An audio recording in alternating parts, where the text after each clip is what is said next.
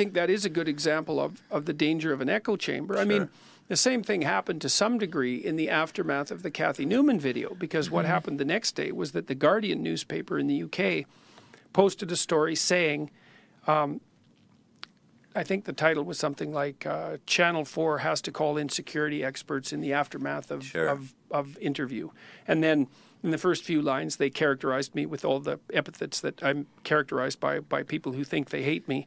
And then they said, well, Channel 4 had to call in security experts and the police. And I read that and I thought, okay, well, you can call in security experts about anything and the police. And the fact that they're called in doesn't, that you call them in doesn't provide evidence of any credible threat. It's like it's, and then she turned into the victim of the story. And so I tweeted, I said, and I tweeted to her, I said, really, you want to, this is how you want this to go. You want to be, now you're the victim of this. Is that right? And then, but I also tweeted, and this was my most retweeted tweet last month because I just looked at it. I said, okay, fine, look, like maybe I looked at the comments and they're pretty rough, you know, and there was lots of them. So I tweeted, I said, look, we were just exchanging words, right? It's like, if you're threatening her, then back the hell off. I had seen that, yeah. I liked come on, clue in and leave her be, you know? It's like enough is enough. And it's important to say. Yeah, but the weird thing was that was picked up by a whole bunch of newspapers the next day as evidence that the threats were real. And of course, oh, God, now, then I thought, well, like maybe I made a mistake posting that. That's the thing, because and I run to that too. Your critics, anytime you make yourself vulnerable or attempt to do the right thing, the people who are out to get you will always leverage that against you. They'll they don't. Yeah, don't apologize to the mob. But like, no, you most definitely should have done that, because your credibility, it means to your fans more than whatever. Well, and work too. Yeah. Like I felt ambivalent about it when I saw how it had been twisted, and then I thought, well, maybe I should have just shut the hell up, you know, because it's kind of sad when you, like, I was trying to get people to think a bit. See, that's how social media and I felt that it makes you turn in, and I don't like that. Right. When you're like, man, I shouldn't have said anything. That's right. That's bad. That is bad. That is bad. So then like 20 newspapers picked up this story all through the UK, and I thought, oh, this is how this is going to go. It's like, you know, I had You didn't do anything. Yeah. You got attacked in an interview.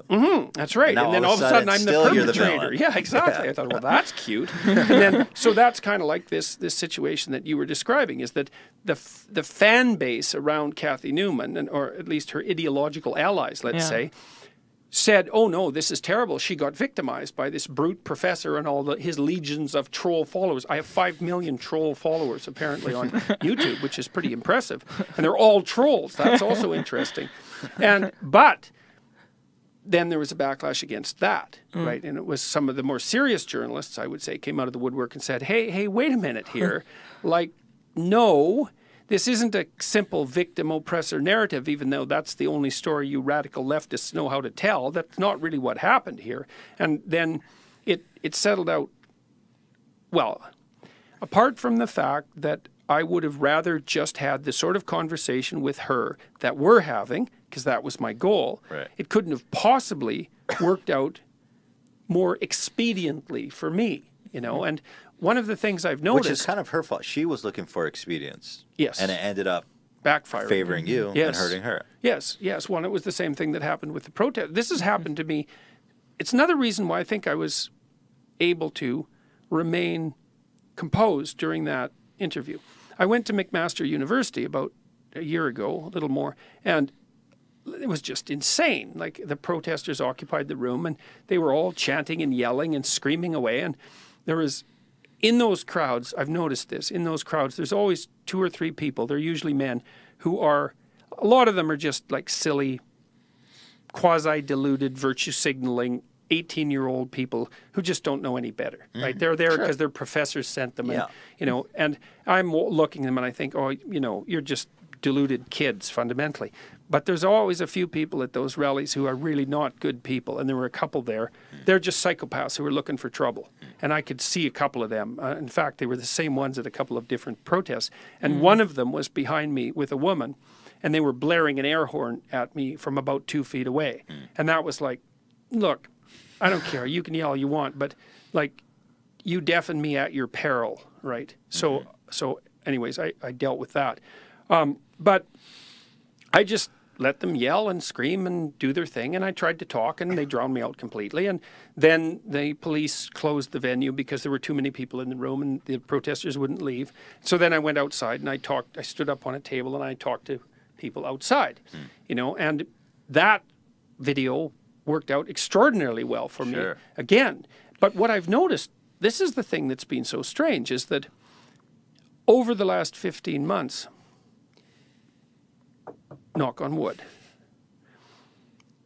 every time I've been pushed into a corner and remained composed, the narrative reversed every single time. That's what something I've noted is that every time they come at you, you get more followers. For every critic that comes at you, you get 10 more followers. And this pattern we've seen it over and over again, and yet they still come. Yeah. Less, though. But the thing is, though. It really goes back to what you said. They're being expedient. Yeah. You're being genuine. Yeah. Mostly the ones who come after me now are academics who are incautious, let's put it that way, because that's certainly what they are. They're incautious. And journalists who are unscrupulous and looking to get some clicks. Yeah. And less so the protesters. And I've really put the protesters, the social justice types in Canada, in an awkward position. It's actually, this is the evil part of me talking, it's one of my proudest accomplishments, let's say, because I figured out how to monetize social justice warriors.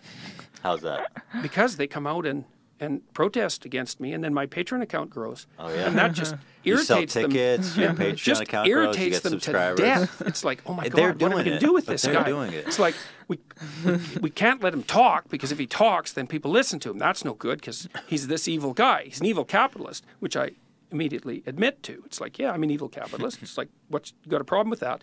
It's like, so that just doesn't work very well. It's like, well, we come out and protest him, and then he gets richer, and there's nothing that's more annoying to someone, especially when people are just donating the money, essentially. So like in Edmonton recently, this city in Alberta, I had booked a theater, and we'd signed like 3 levels of paperwork. We were 1 level away. And I had tweeted that I was coming to the theater, and then they decided that I couldn't go to the theater.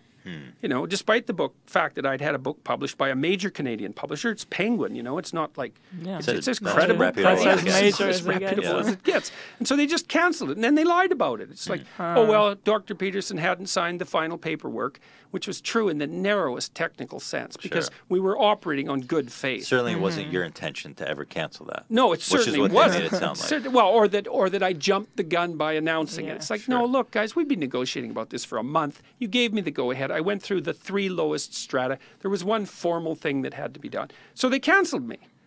Well, that caused all sorts of fuss.